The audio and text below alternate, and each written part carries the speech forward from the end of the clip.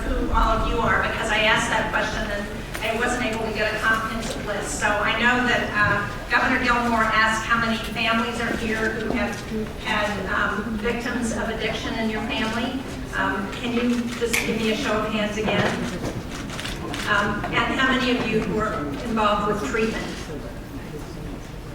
Law enforcement? Saw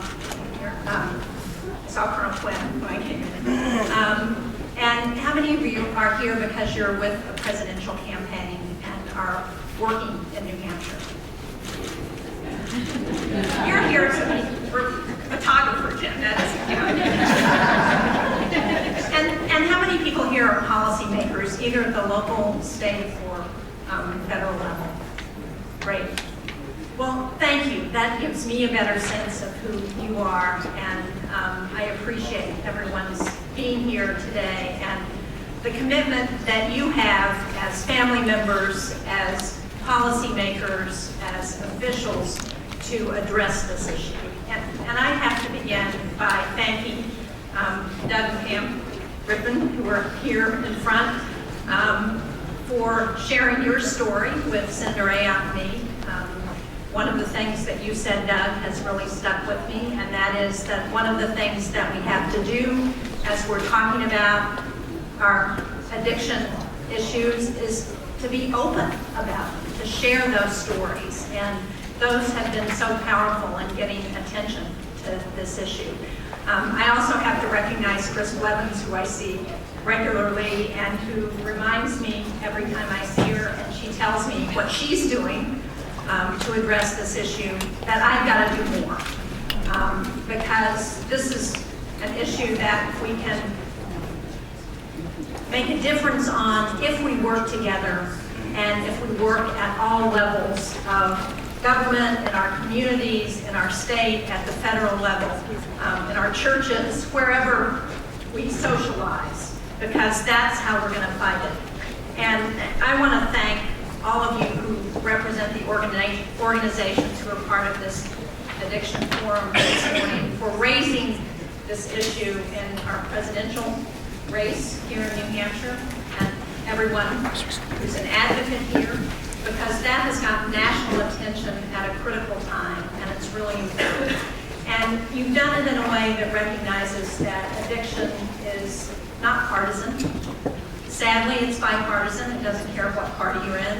It doesn't care where you live. It doesn't care how much money you make.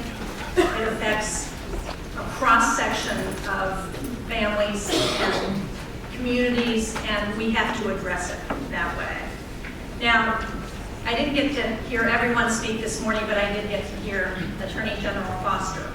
And he did a really wonderful job of talking about the issue in New Hampshire and the problem here.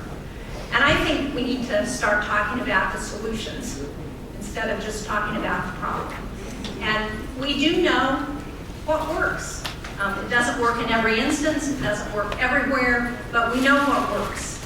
And we know that we can't arrest our way out of this challenge, as the Attorney General said, but we also need to support law enforcement efforts, because as Governor Gilmore pointed out, we know that so much of the heroin that we're dealing with is coming across the border from Mexico. I had a chance earlier last year to go down in my role on the Appropriations Subcommittee that deals with Homeland Security and see Customs and Border Patrol down at the border trying to interdict those drugs coming across. And they said, I was talking about our challenges in New Hampshire, and they said, you know, what we're seeing is that those drugs come across the border and they go up Interstate 35 through the middle of the country, and they go up Interstate 95. And that's how we're getting here.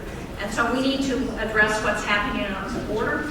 We need to address and provide the resources that law enforcement needs.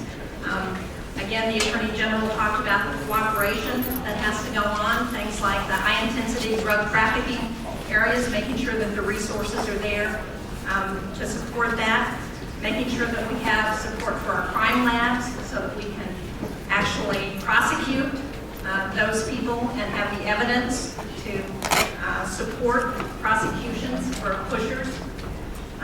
But we also know that this is a disease. and we've got to treat it like a disease.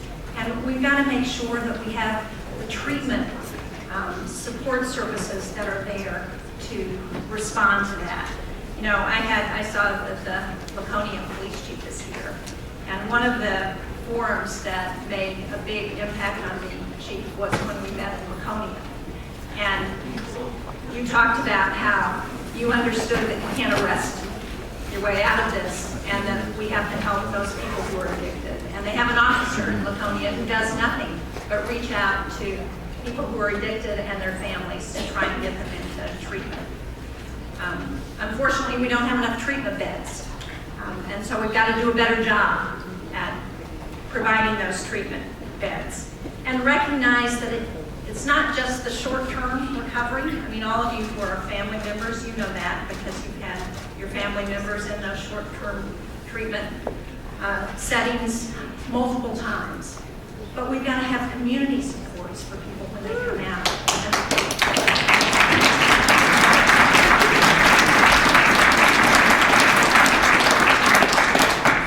And we've got to address mental health issues, which are so often so much a part of addiction.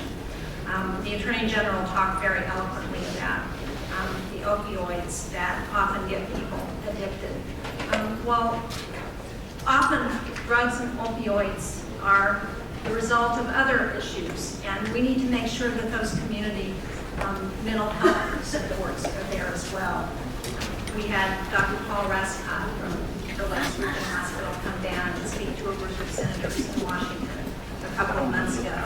And that's one of the things he talked about. He said, you know, I've been somebody who's been treating people with drug addiction for over 20 years. And one of the things that I've come to understand is that they also have to have mental health services in addition to those services that help with addiction. And then, of course, we need to provide education. We need to make sure that not only is the public educated, but that we're also addressing the challenges that young people are facing as they're being offered the opportunity to become addicted. Franklin, the city of Franklin has a really good model where they've got the schools involved, and Dover, I think Dover has a similar model where the schools are involved in trying to address addiction. And then, of course, as the Attorney General said so well, the medical community has to be involved. Because one of the challenges that has gotten us to this place has been the overprescribing. And we need to make sure that we can support those prescription drug monitoring programs that are making a difference, and make sure that doctors not only understand how to prescribe, but that they also understand how to recognize somebody who has an addiction problem. Because right now, most medical schools don't have any courses for doctors that address either of those issues, and that has to change. So we know what works, and what we've got to do is provide the resources and the cooperation that makes those changes in our communities. I do have a little piece of good news based on the budget that was just passed in Washington. We provided $159 million more for federal funding for resources to include a 21% increase for substance abuse prevention programs, which is a help, a 250% increase to help states with prescription drug monitoring programs, an additional $105 million for mental health services.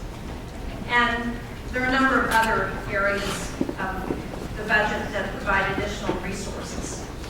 And it's progress, but we have got to do much more. We've got to do more here in New Hampshire. We've got to do more in Washington. We need to take the next step and begin addressing this crisis for what it is, and that is a national health emergency.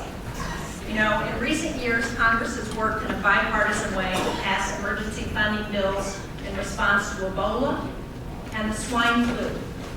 Now, neither of those are taking the lives of an American a day in New Hampshire.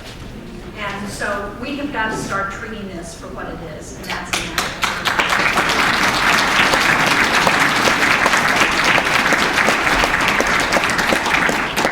Scott talked you know about the Comprehensive Addiction and Recovery Act, which I'm a co-sponsor of with so many people. It's a bipartisan bill, and it needs to be bipartisan. I also have an emergency spending bill that would address this crisis as a national emergency. And there are lots of other efforts that are being taken in Washington.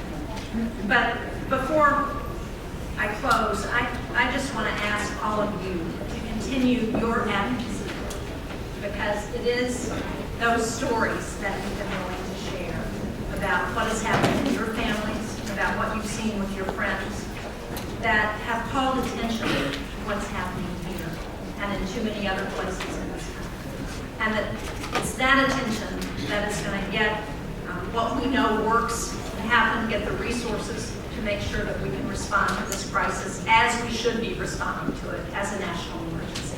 So thank you all for everything that you're doing, and I will continue to work with you in every way to try and address this crisis.